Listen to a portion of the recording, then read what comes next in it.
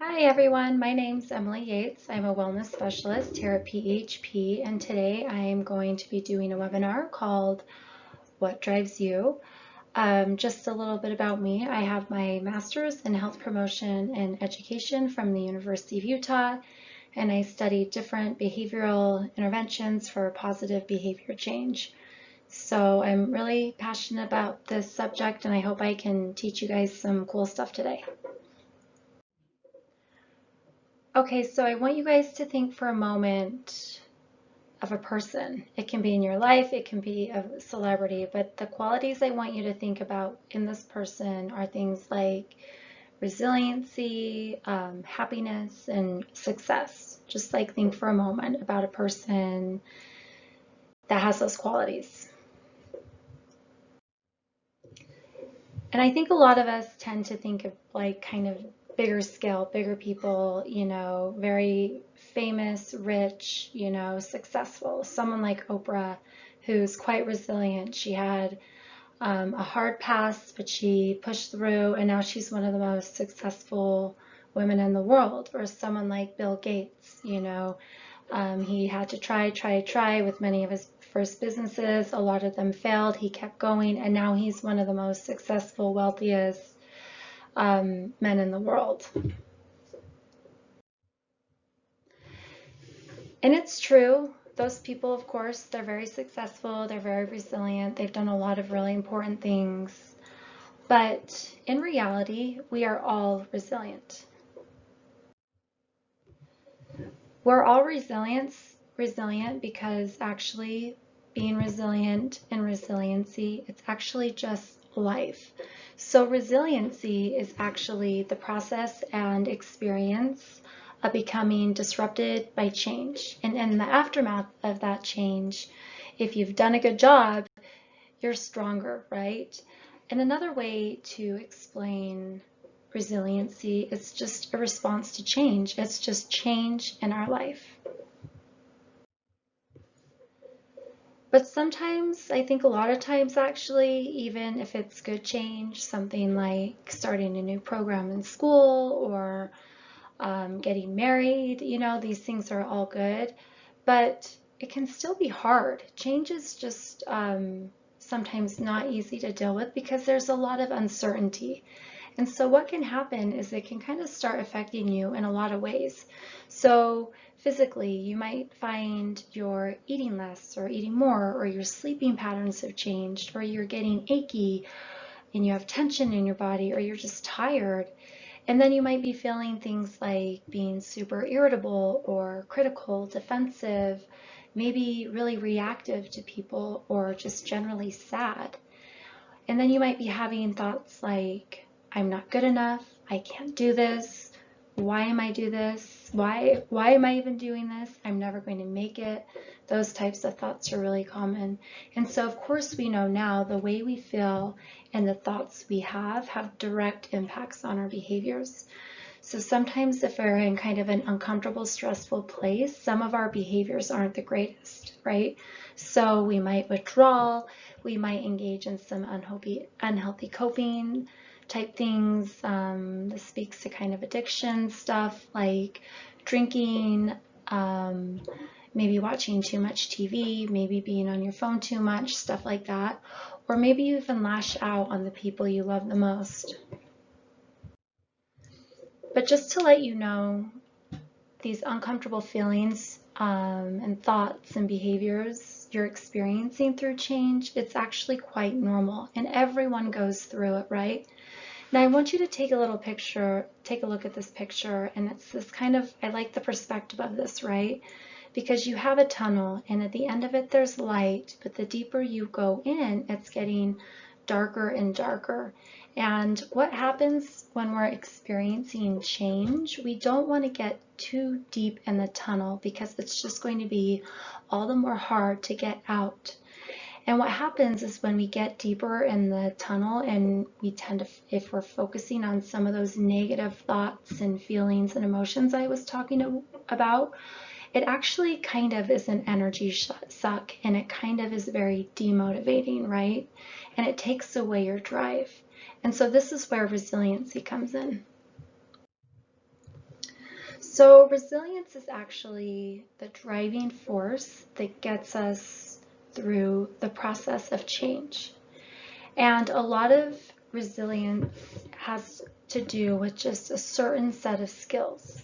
And these skills involve innate drives, and all of us, we all have our own internal innate drives, or they can be qualities, strengths, whatever you want to call it. They're all kind of the same thing. But we can tap into some of these drives, and they help us focus on the more positive side, which give us energy and drive so we can actually get our way out of the tunnel into the light. But these drives are different for everyone. So if some of you guys are thinking, like, what in the heck's an innate drive? That doesn't make sense to me. I'm going to kind of describe it a little more. So like I said, another way to describe innate drive is it can be something, it's a motivator for you. So certain things motivate you, or it can be a strength. This can be something you were born with, right? And this speaks to your genetics. We might be born with just like these certain strengths or skills, right?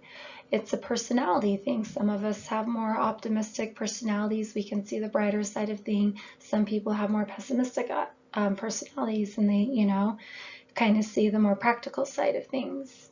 And a lot of these drives, they can be learned from others. Maybe you had a parent or a teacher in your life who set a really good example of like how to get through hard times. And also these drives are built through our life experiences. And so what can happen if you have these strengths? They can kind of throughout your lifetime turn into skills. And then you do it over and over again every time you experience change, and then it turns into a practice, and then you just habitually do it. But it's really important because some people don't have a grasp on what their strengths are or what their drives are. So I want you to pay attention for the rest of this webinar and really kind of try to tap into what your internal strengths or drives are. Now, let's just talk about some things people are driven or motivated by. Some people are really driven by connecting with others. They feed off of energy of others. They just get that positive energy from being with people. Other people really connect to nature, or some people even connect to a higher power. So a church, they have their own spiritual practice, something like that. And some people are just driven and motivated by having fun. They play, they have hobbies, they recreate, and they also have this side of humor to them where they can take a bad situation and kind of laugh about it and not get too heavy, right? Not get too in the tunnel. And some people are driven and motivated by just feeling valued and important. If they're having a hard time, they have the ability and understanding to maybe reach out to someone else, maybe volunteer, maybe help someone, and this makes them feel valued, it makes them feel important, and it gives them some purpose in their life. And other people can be driven and motivated by kind of having high integrity. They want to act in a way that speaks to their values, their morals, and so this kind of drives them along the way. Or honesty. Some people are just so honest. They're honest with themselves. They're honest with other people that this can get them through hard times. And things like kindness, loyalty, and honors. So some of these qualities are really important for some individuals, and they hold them in very high regards. And it just gets them through. But there's also these different kind of drives. And these are more external drives that tend to be more outcome oriented. And this isn't really a surprise. We live in a country that's very materialistic. We like our toys, we like our clothes, we like our stuff, we like our apps. So, this makes sense. And another thing with some of these drives is they're more tangible, right? They're measurable. So if you want to make a certain amount of money each year or a certain salary, if that's your drive, that is very tangible. You get that paycheck and you know you did it. Or, kind of the material objects, keeping up with the Joneses, so you get your bigger house or your clothes or your cars, things like that. So with these external drives, there's more of a focus on some of these measurable outcomes. And this really isn't surprising in this world we live in, technology, social media, Instagram, Facebook. A lot of what we're exposed to is material objects. I mean, people's beautiful homes, vacations, their perfect meals, clothing, and then also just the advertisements we face every day. We have advertisers promise us, if you buy this car or this beauty product or this really nice bed, this is what's going to make you happy. This is what's going to make you feel better. So it's kind of like we're surrounded by some of these external kind of motivators because it's just like all over the place. And there's actually a theory, this is in positive psychology, that kind of speaks to this idea, and it's called the hedonic treadmill. And this is just saying, basically, it's a theory that suggests people repeatedly turn to a baseline of happiness, regardless of what happens to them. So what that means is we all have a certain set point of happiness, and so we might get something that's really awesome and really amazing, but then eventually we just kind of go right back to where we were. And so this happens because people tend to just become accustomed or take granted for anything positive that happens to them. And so then we kind of get in this cycle where we're like, well, you know what? I'm going to be happy when I'm done with school. I'm going to be happy when I get that bigger house. I'm going to be happy when I get that promotion. And one thing the science has found, when you do make that purchase or when you do hit that goal, you are happier, but it only lasts about 6 months. And then you go back to your set point. But that doesn't mean your set point is forever. There are other things you can do to create more happiness in your life. And this is kind of focusing more on our kind of internal drives, because when we are in the tunnel, when we're struggling and when we're feeling negative, less than, hopeless, maybe tired, we need that balance of both internal and external motivators, because sometimes having the car or the bigger house, that's actually maybe more of a stressor, right? Because we have to work so hard to afford it all, right? So it's really important to have some kind of internal motivators you can tap into. So that's what I want to talk about. I want to give you guys some ideas and explain further about what I mean about tapping into your internal drives. So first of all, a good place to start is just tapping into your inner wisdom. And wisdom is very different from our intellect. Wisdom involves getting in touch with our authentic self. And wisdom's also tapping into the culmination of all of our experiences, and this is from birth. And if we pay attention, we can take all of our learned experiences through life, the good and bad, and they can help guide us, and we can reflect and we can say, what part of my life was I really focused on top priorities and what really mattered and when I was the happiest? And you can kind of use that as a guide to following the right path, and to maybe go back to some of those places in your life as a tool to maybe use in your life now. And like I said, wisdom's also about finding out what makes us tick, what works for us. So we kind of have to go deep and do some self-reflection. And one way we can do this is by practicing mindfulness. So mindfulness is simply, it's just attending to the present moment. Some people say it's like having a bigger mind, or you're just an observer of yourself. And when you do this, you're accepting, you accept the situation, you're not trying to change what you're observing. You're non-judgmental, you just are kind of like, oh, okay, that's interesting, without judgment. And then you do it with compassion for yourself and for others. And mindfulness works for people because there's this sustained attention on the present, right? We're not dwelling in the past, right? Or worried about the future, right? And so this helps us kind of get through the rumination that we can get through in the tunnel. I think when we're deep in the tunnel, we just are so focused on everything that's going wrong, everyone that wronged us, what we did wrong. And sometimes we just need to get more present, more centered, so we can really focus on what's happening here and now. And mindfulness is also very action oriented. So we become more aware of our thought patterns. We are more aware when we're ruminating.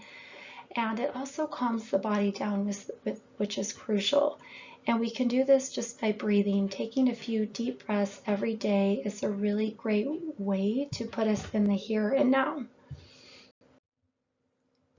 And this is cool. I've talked about this, but I just kind of want to go over again. So mindfulness really helps with the emotional regulation, because when you're deep in the tunnel and when you're experiencing those negative feelings, sometimes it can be hard to let go of those negative feelings. So it's going to help decrease with rumination, decrease with suppression. Some people, they like to pretend like nothing's happening, but that doesn't work because everything always eventually comes up to the surface. It can decrease our reactivity, so we're not so quick to anger or that irritability or lashing out. And we get less attached to our thoughts, which is really important, because then we kind of increase the flexibility in our brain and we're creating new pathways. And then we're finding these new kind of cool, creative solutions to actually get out of the tunnel. It's like, oh, there's actually a different way I could approach this situation that I never even thought about before. And then mindfulness can also teach us compassion for ourselves, and more importantly right now, for others. Another thing we can do is just practice gratitude. Gratitude, it's a form of mindfulness where we're focusing on what is happening in the here and now. I have a little link, Brene Brown talking about gratitude. It's so beautiful. I can't do it on this pre-recorded webinar, I'm sorry. I want you to watch it on your own, but she just talks about how she's made gratitude a practice in her life and with her family, and every night they sit at the table and the kids say what they're grateful for, and it's really cute. Her kids say things like, I'm really grateful you picked me up from school today, you know?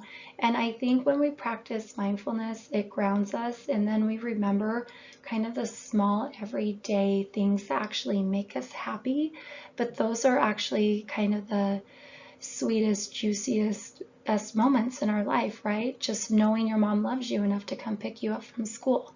So I really do encourage watching this video, but Brene Brown also emphasizes if you are going to practice gratitude, you have to make it a practice. You just can't think it.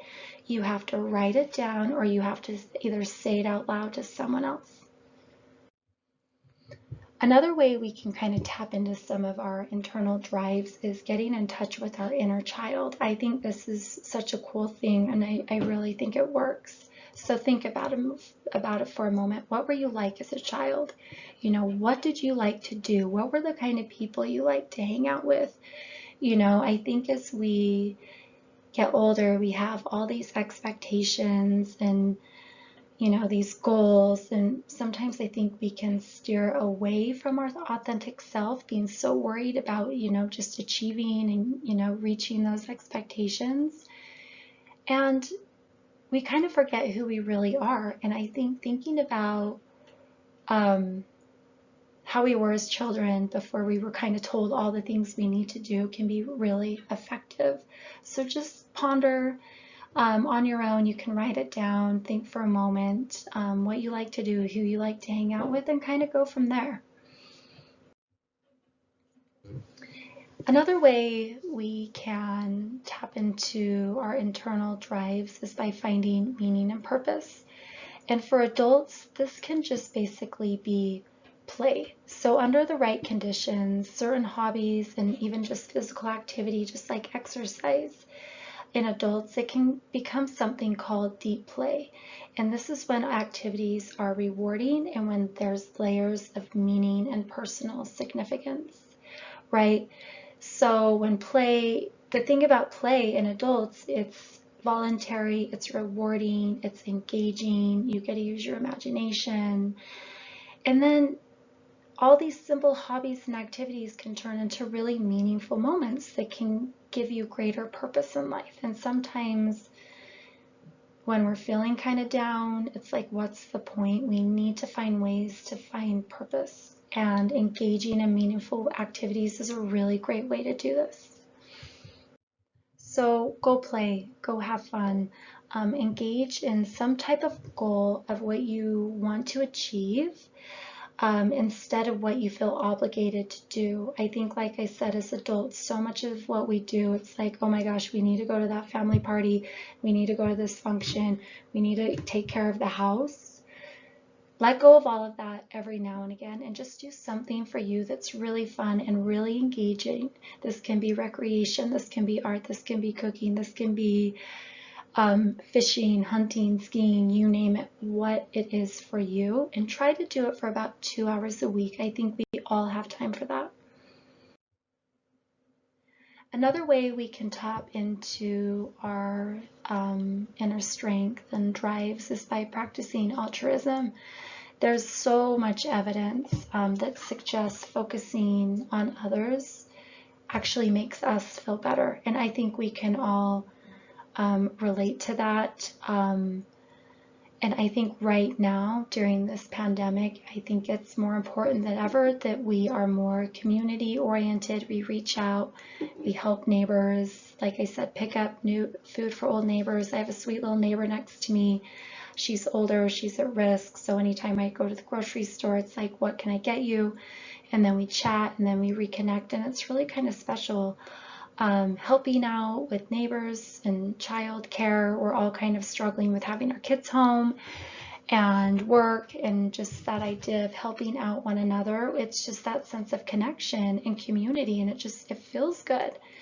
If you're feeling really busy, or if you're not in a place where you can volunteer, you can donate money to local food banks. I know right now during this pandemic, adequate food for a lot of families is a big problem. So write a check for whatever feels comfortable for you for the Utah Food Bank, and I think it will make you feel pretty good. And then lastly, this is pretty simple but powerful, speak up for people or someone whose voice is not heard or who is being mistreated. If you see something or hear something that makes you uncomfortable, or someone being mean, someone saying something not nice, it's okay to speak up. And I think the more we do it, maybe the more kind we can all become. And then this one's huge. This one might be the most important. We're humans. We crave connection. And what we know from research is there are very few, very successful, highly resilient people that became that way by themselves. They had a teacher, they had a parent, they had someone in their lives telling them, you can do it, you can do it. They had a cheerleader, and it makes a huge difference in a lot of people's lives. But sometimes what can happen when we're deep in the tunnel, we kind of want to self-isolate, which isn't a really great idea, because when we are struggling, we get this heightened sense of uniqueness, right? We think we might be hurting from other people. But actually, this keeps us from learning from others, right? When we reach out, when we talk to people, we might realize people have the same struggles as we do. And then it keeps us from taking opportunities, like I said, to confide, just talk, relate, what's happening with you, what's happening with me. And then if we do this, we can become less self-focused on everything we're doing wrong. And then in the process, we get really self-critical. Sometimes I'll be talking to a good friend or my mom or something and telling how horrible I'm doing. And, when you get that other perspective, they're like, what are you talking about? You're doing fine. You're doing great. And you're kind of like, oh yeah, I think I might be a little dramatic or being a little negative. So I think right now more than ever, if you're wanting to feel some good energy, reach out to someone you love, someone you have fun with. So I want you guys to think for a minute, where do you go to recharge your soul? And so let's think about our phones, right? We're so attached to our phones. And when the battery starts dying, we panic and we need to plug it in because we need to charge it. So think of yourself as your phone. When you feel your energy depleting, where do you go to recharge your soul? And remember, this is going to be different for all of us. It could be a podcast, it could be gardening, spending times with friends, fishing. And now I want you to ask yourself, think about this, ponder this, maybe write it down. Do you even know what it is? I think sometimes we've forgotten what it is that feeds our soul. So think about that. And then from there, do you know how to locate it? Do you know how to access that thing that recharges your soul when you're in a place, when you're struggling? Do you know how to get there? And then once you know what it is and how to locate it, do you know how to return to it again and again and again until it becomes a practice? And then the practice just becomes a habit and you habitually turn to it when you're in that hard spot.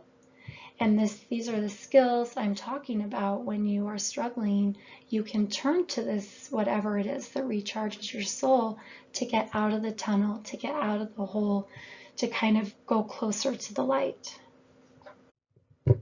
And when you're doing this, it's really important to acknowledge just small changes.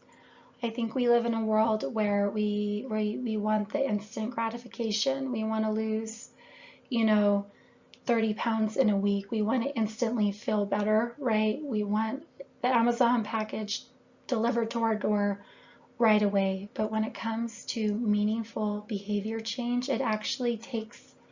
it's a process. It takes a while. So the key to lasting behavior change is the ability to observe even the slightest difference and changes in how you are feeling. And what you're doing is you're starting the process of creating awareness in yourself. So maybe when you're down, you turn on your favorite music and it feels in it and you love it and it makes you feel better. And that awareness, like, oh my gosh, maybe when I'm feeling depressed or sad, I should listen to music, right?